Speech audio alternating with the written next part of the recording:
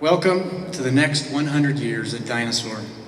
Over 106 years ago, not very far from where you all sit, a man of vision, an explorer with a poet's heart, skirted these ridgelines and scaled these cliffs, looking for the smallest of clues, anything to indicate a record of the past. He found those clues, 8 not-so-small bones, that would change the area forever, enhancing knowledge and wonder for generations to come, engendering awe and love for this place. I asked myself, when Earl Douglas peered over the rock face, was he looking with a magnifying glass, or was he looking for grand structures, formations indicative of the ancient remains that he suspected? My guess is both.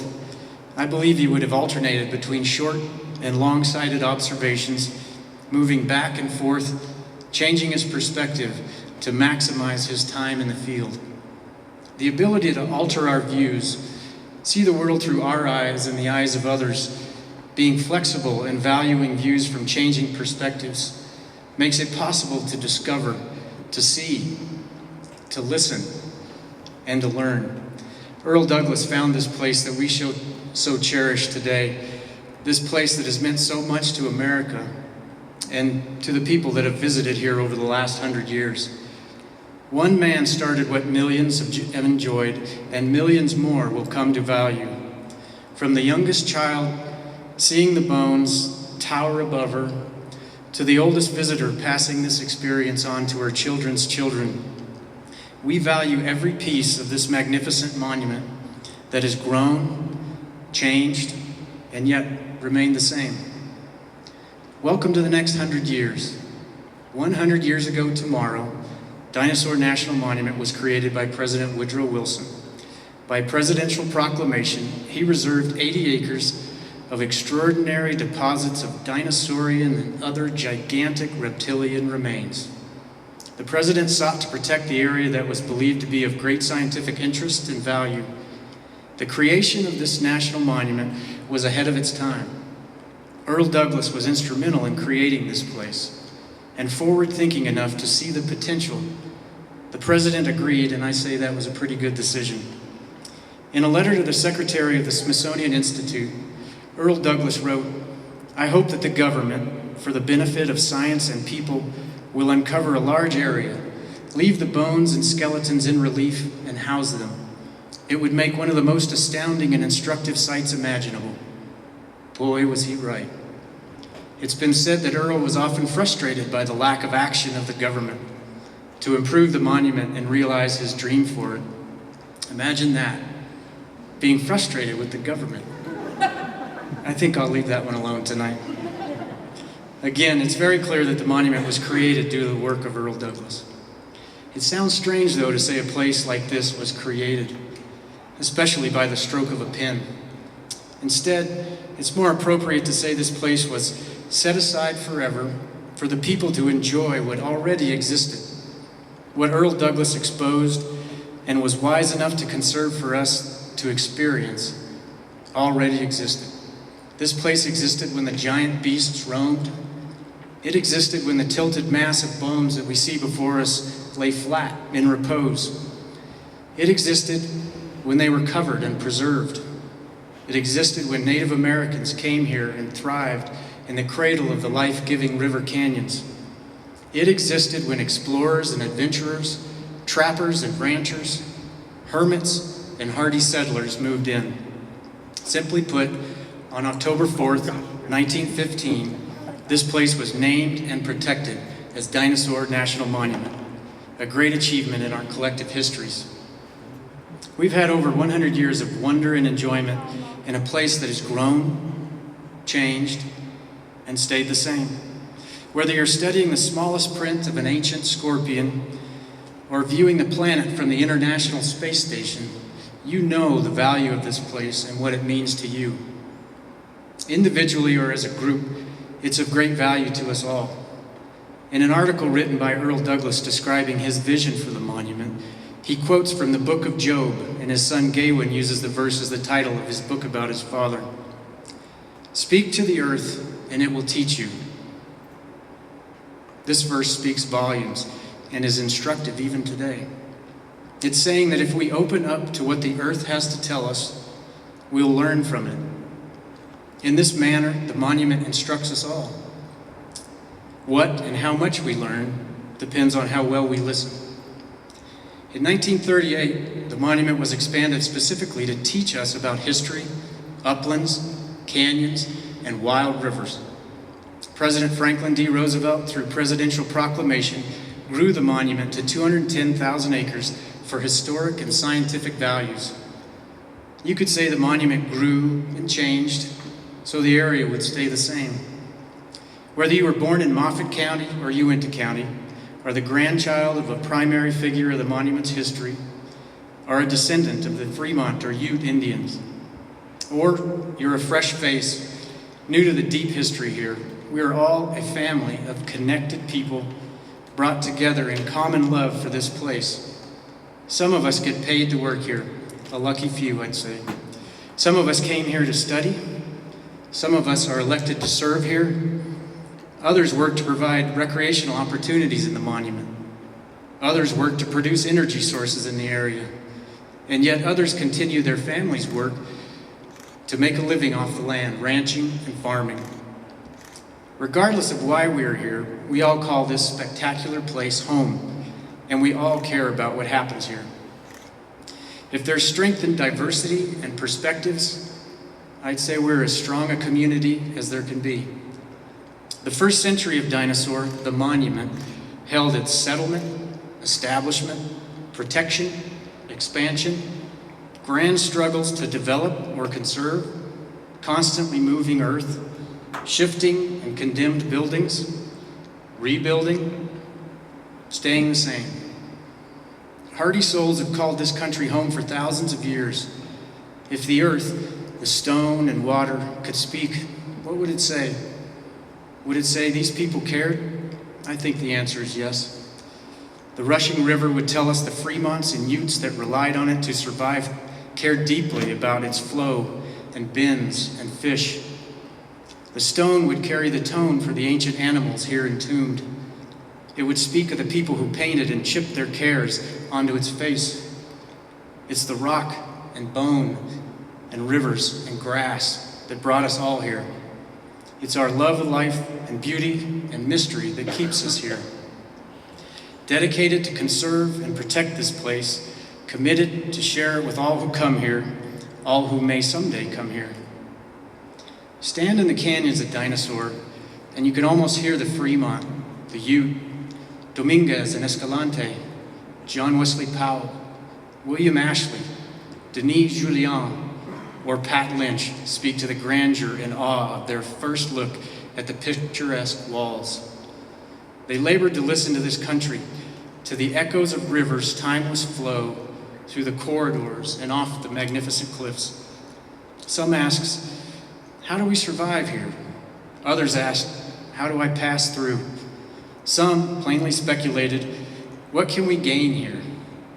Later on, people like Henry and May Ruppel, Jack and Mary Chu, Henry and Margaret Shank, Matt Rash, Josie Bassett Morris, and Charlie and Evelyn Mantle.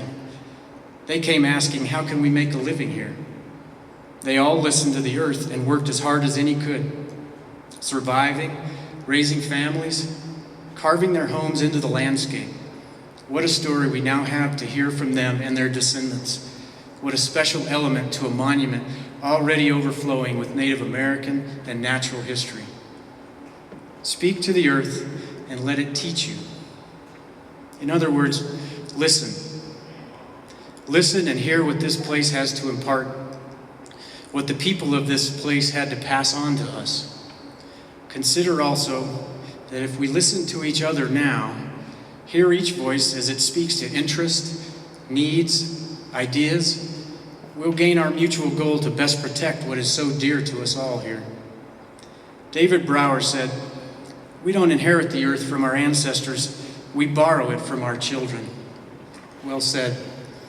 We owe it to our children to listen to each other and the earth, to do what is right for Dinosaur. It's their monument. We're just temporary caretakers here. As stewards here, what does Dinosaur mean to you? What better time to speak to that question than on the edge of a second century? No other unit of the National Park System, much less parks in other countries, has what Dinosaur has. Giant, ancient animals, grand geologic diversity, plants endemic only to this area, incredible wildlife, deep human history, unmatched wilderness character, whitewater adventures, great fishing, tremendous scientific value of vanishing wild riverine ecosystems. I could go on and still miss countless intimate attachments we each place on Dinosaur. All of these values and more, including beautiful natural sounds, clean air, striking scenic vistas, and dark night skies, are the things of this place that make it like any other. Like the story of the peregrine falcon brought back from the brink of extinction in Dinosaur's very own canyons, the monument soars because of the collective love for this place and the commitment we share to protect what makes it special. Dinosaur is the rarest of places that is defined by space and time and love, a confluence of human emotion and dedication. Diverse is the makeup of its stakeholders and caretakers here, all stewards of a place too important to impair. Believe it or not, the seemingly constant tensions of Dinosaur and the interests of the people that love it are not negatives. Instead, they're the lifeblood of preserving it. The pull of protection and the push of use. The flow of maintaining the past and the constriction of changing conditions. These are the dynamics of this place, this time, these people. It's constantly changing, yet the overall system remains the same. Just like the mission of the National Park Service, Dinosaur's future rests in conservation and enjoyment. The dichotomous mandate to protect it from impairment while providing for enjoyment keeps us all in the game. It takes work and attention to serve ourselves and future generations. Natural tension designed to persist and to serve. This great quarry we sit next to is the ultimate example of the challenge that is Dinosaur.